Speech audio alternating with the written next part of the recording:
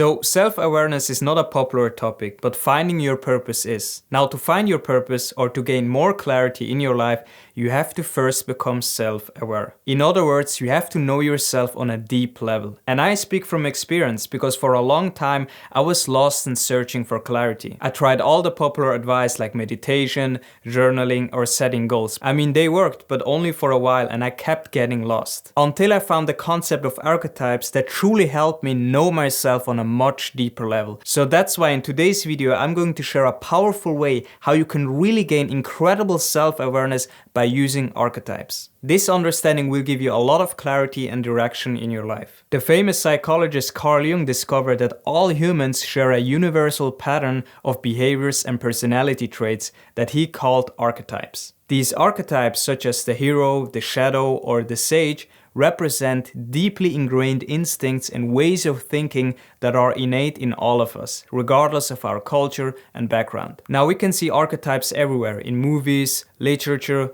art, business, marketing, you name it. For example, in the movie Matrix, we can clearly see the archetypes. Neo personifies the hero archetype. He faces difficulties and challenges, and then he overcomes them with courage and determination. Agent Smith is the shadow archetype, the darker aspects of our psyche. In the movie, you can see his desire for control and power. Morpheus embodies the sage archetype, the wise mentor to Neo. This archetype represents the wise and knowledgeable side of us. By the way, if you want to go deeper with this, I recommend you to read the book Man and His Symbols by Carl Jung. I put the link in the description. Now at this point you might think, why is this important and how does this help me? Carl Jung believed by exploring and understanding the archetypes, we can gain greater self-awareness to transform our lives. So in these modern times, a lot of people are lacking clarity and direction in their life because they are not looking inward. So now that we have a general understanding of what archetypes are and how they play a crucial role in our lives, we can start with the exercise. And for that one, trust me, it will be a very clarifying and funny one. So what I want you to do is to think back when you were the age between 5 to 13 and identify 3 of your most favorite movie stars. Now I know this can take some time, so stop this video and reflect back on your childhood. For example, when I was a child, I loved animes. Animes are Japanese television animations. For example, I love the character Vegeta, maybe some of you guys know it from Dragon Ball Z, and Madara and Obito from Naruto. If you followed along, you should have 3 movie characters. Now what I want you to do is to list down all the positive character traits of those movie stars. And if you do this, you'll quickly notice that there will be common patterns and themes, because we are attracted to those characters for a reason. For example, my favorite characters were all some type of anti-hero or villain. And the common trait that I liked about all of them was they were very intelligent. I liked how smart they were. Another trait that was common in all of them was they were very powerful. Typically, they were one of the most powerful characters in that movie. And also, I liked that they were very strong-willed and not easy to control. Now, if you do this exercise and reflect deeply on your life, you will quickly have many aha moments like, oh, that's why I do those things. That's why when I was a child, I did those things. Because, for example, I had a lot of aha moments. Because I remember in my early childhood, I had a hard time fitting in. I was an immigrant and I didn't speak the language. So I was always like kind of a loner and I had to rely on myself. But I was always kind of strong-willed and wanted to make things work, even when things were really hard. Now reflect back on your journey and you'll find similarities and patterns between those archetypes that you have identified. Because there is a reason why we are attracted to them. Because remember, this happens all on a deeper level, on an unconscious level. You see this in movies and advertisements. There's always a certain archetype, a persona that is portrayed because they know, the makers, they know that certain archetypes have a mass appeal. Now what I want you to do is to list out all the negative character traits of your favorite movie characters. Because the thing is this, every archetype has also a negative side. So also here, if you do this exercise, you'll notice common patterns between the negative traits. 3 years ago, I remember when I did the exact part of this exercise.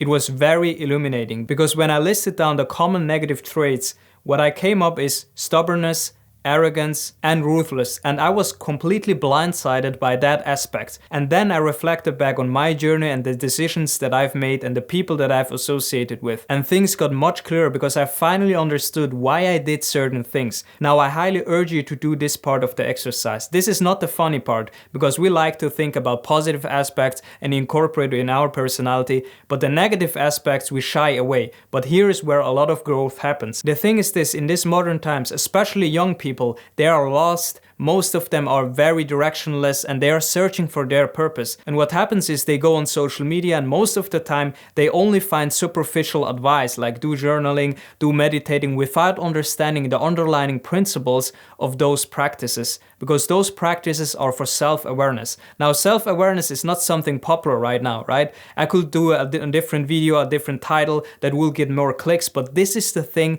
that truly has helped me understand myself more, find my purpose than later. Because the truth is this, if you understand yourself better, you also understand other people, because life is complex and people and relationships are very important. And also what will happen if you do this type of work is all those other techniques will be much more effective because you are operating at the other level of awareness and consciousness. Now, of course, this is a continuous work. I'm not claiming to have some kind of self-awareness that I don't need to do this kind of work too. It is a journey, but if you are on this journey, things get much easier and much clearer, and you won't be pulled to different directions like most people because they are not clear on themselves. And also, if you want to go even deeper with this and gain even more self-awareness, I have a free Google Doc document in the description box below. You don't need to enter any email address, it is free. You can access it right now and do the exercise. Now in this Google Doc, you will see a list of over 300 archetypes. And this is another powerful exercise that I did that helped me tremendously in my life. So what you want to do is to go through this list and choose one archetype that resonates the most with you.